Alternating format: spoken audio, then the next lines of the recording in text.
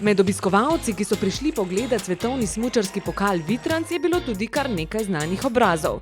Takoj smo opazili lepo balerino Ano Klašnja in njenega novega fanta, prav tako plesalca, Miho Krušiča.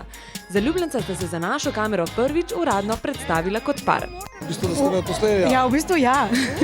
Prišla sem v bistvu čisto po nesreč na Kranjsko goro, ker smo imeli plesne priprave. In smo prišli malo otroke pogledati in pol glede na to, da je takle vreme, tak sonček, smo kar podaljšali naprej v Planico, zdaj pa še sem na svetovni pokal, da vidimo, kaj se kaj dogaja. Ja, jaz moram žal reči, da še nikoli nisem bila na enem takem dogodku, tako da se ful veselim. Živjo. Imam se zelo lepo vedno, ko je takšno lepo vreme, mi je zelo prijetno, pa prijetno je vedno v Kranjski gori, ker je svetovni pokal, absolutno. Slišal sem rezultate in moram reči, da sem kar malo žalosten glede mitinga odstopa. Mitja Valenčič je na Vitrancu končal svojo kariero. Ob veliki prelomnici so ga spremljali žena in otroci. Malo je treba potrpeti včasih, pa tudi veliko lepih trenutkov, tako da se splača. S čim se pa ukvarjaš, kaj rada delaš? Gimnastiko pa kolesa.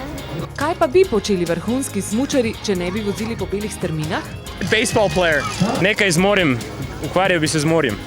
Tesarstvo. Ja. Pilot! Moj oče je igral rokomet, mogoče tam.